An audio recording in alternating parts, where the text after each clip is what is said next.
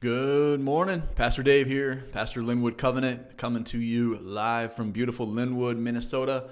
First word, we study the book of Mark together. We pause about 10 minutes and just seek after the living God as we look at the Bible and try to understand it together. So whether you've been studying the Bible a long time or you're new to it, this is a good place to be. We're back after a little break. I was in Chicago, the beautiful city of Chicago, giving my daughter a ride there for her last semester of college. So Emily will be graduating this May. Luke will be graduating from high school. All kinds of life transitions coming in the Osterkamp family. Today, exciting news. We're going to get through Mark chapter 1. And then we'll start Mark chapter 2 tomorrow. Today there's a few interesting things that Jesus does and kind of things that make you go, why did Jesus do that? So let's jump into Mark chapter 1 and verse 35 to the end of the chapter. Here we go. Very early in the morning, while it was still dark, Jesus got up, left the house, and went off to a solitary place where he prayed. Simon and his companions went to look for him. And when they found him, they exclaimed, "Everyone is looking for you." Jesus replied, "Let us go somewhere else to the nearby villages so I can preach there also. That is why I have come."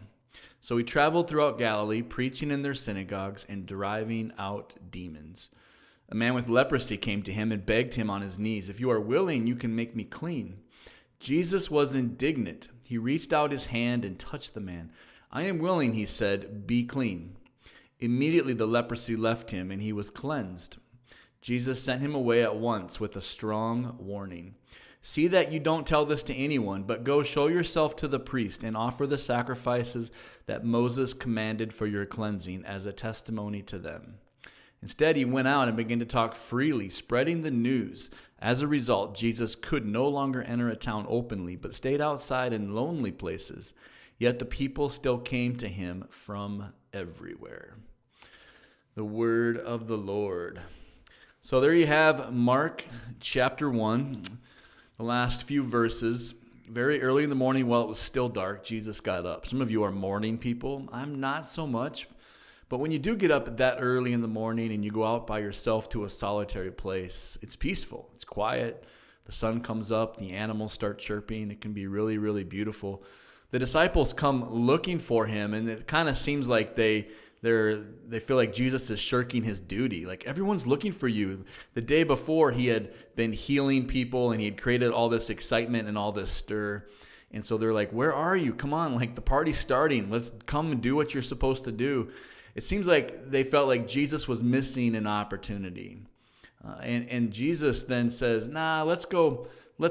And it's kind of interesting. There's one of these things that make you go, like, Jesus left a lot of hurting people in that community, but he had a bigger vision. He wasn't coming just to one city in Galilee, that he was proclaiming good news that, yeah, people were going to be healed, but it was a sign that one day everything was going to be made right. So then Jesus went all over Galilee. So you see here Galilee, and you see in the north there, he was in the one town, and then he went all over that region. And somewhere in that region, there was a man that was struggling with leprosy. And so we see this man coming. A man with leprosy came to him. So Jesus was preaching throughout Galilee, preaching in their synagogues and driving out demons. And so I want to pause there for a second. Those words bring back the prologue, the first verses of Mark, that this is the theme of Mark and of Jesus, that he's come to overthrow Satan, that he's come to defeat the demonic powers. And so he didn't just want the people in Capernaum to know that. He wanted all of Galilee and eventually all of humanity to know that. And so he starts to go all over Galilee, showing that light has come and light is overcoming darkness. So then this man with leprosy comes, and leprosy in the Bible, you see it a lot. It's used for a variety of skin diseases. Until recently, leprosy was known as an uncurable disease. It was devastating. There were different skin diseases, but many of them were a very serious condition where it would eventually lead to death. You would lose all feeling in your fingers and hands, and so then you wouldn't know if you're burning yourself or applying too much pressure to your hands, and then you'd get these wounds and these sores, and it got ugly fast. It was a terrible disease. And in the Jewish culture, leprosy often was very contagious, so in the Bible, they were to be separate and to be cast out of society. So we've been quarantining. Some of you have been quarantining for a long time in a pretty serious fashion, and you know how miserable that is. And to think about that even on another level where you have to not be around any other people, healthy people, it was really pretty brutal. And so this man comes and he comes and he begs Jesus on his knees, "If you are willing, you can make me clean." And then we get to verse 41. I'll pull it up here. Jesus was indignant. Now, what does that word mean? So this was written in Greek, and then we have translated it. That word could be translated, Jesus was angry. Now, this is where it gets interesting, a little deep dive into the Bible. So here's a Greek New Testament, my Greek New Testament. Now, there's lots of different manuscripts that went into making this up, and then we take this and we put it into English. And some of the manuscripts, they all agree a lot of the time. It's pretty amazing how consistent the manuscripts are. But there is differences. They're called, in the fancy word, textual variance. So this big book here, this lists some of the textual variants, and it rates them A, B, and C. It's been a long time since I studied that, but in Mark 1:41, there's a variant, and it's rated as a B. If you want more information about these variants and what they mean, and give me a holler. This is my email right there, and you can look it up. So there's a couple different Greek words that are used here. Now, okay, so we're getting deep into it here, but this website I really like, stepbible.org.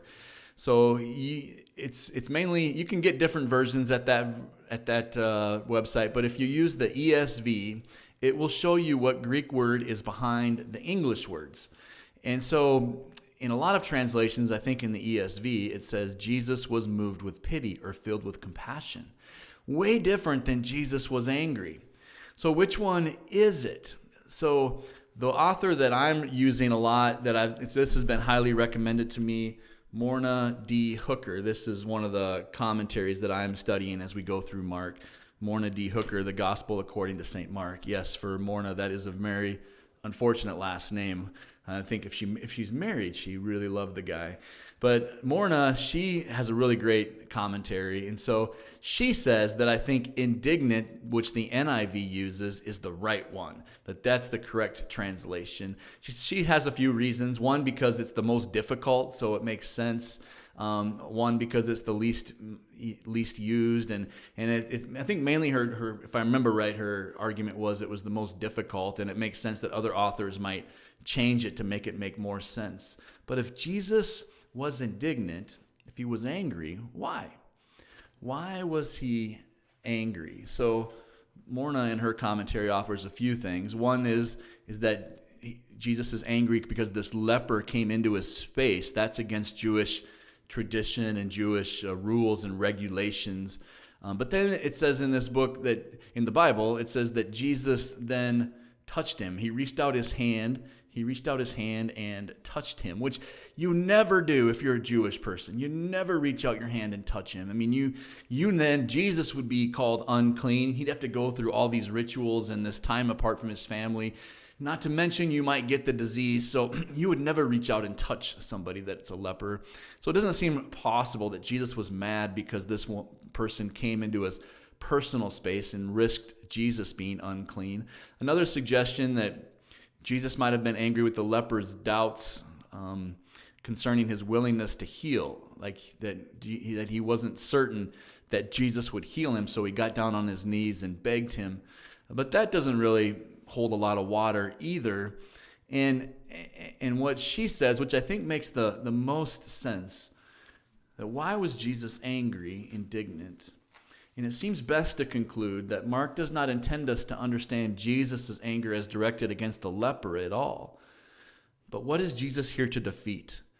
Evil forces, these dark forces, this brokenness in our culture. And that when he sees this man on his knees, begging Jesus as his only hope, that he might be restored to health, but not only that, restored to his community. Who knows, this man might have daughters and sons, aunts, uncles, moms, and dads that he hasn't seen or been close to in years, that he can't reach out and hug. That Jesus gets ticked at this disease that has separated this man from his loved ones, just how wrong it is, how awful it is, and that he's indignant. And for this man, he's going to make it right. But I think that focus, that righteous anger of brokenness is what propelled Jesus to the cross, because he said, enough of this broken world. It's going to be made right. This is what I'm here for. And we see a picture of this in Mark chapter 1. Someone once said, hurt people hurt people. Sometimes we can get really mad at people that are hurting people. But maybe we should take a step back and get really angry at the hurt that has been caused to someone that then makes them go out and hurt other people. This brokenness, this separation from God that results in all of these traps and addictions and terrible things. May we have some anger towards that. May we be like Jesus and we go and do what we can to set the world right and bring some peace and some health and some wholeness. Mark chapter 1, verse 35 to 45 tomorrow. Exciting news. Mark chapter 2. All right, friends. Have a great day. Here's our benediction. The Lord bless you and keep you. The Lord make his face to shine upon you and be gracious to you. The Lord turn his face toward you and give you peace. See you tomorrow.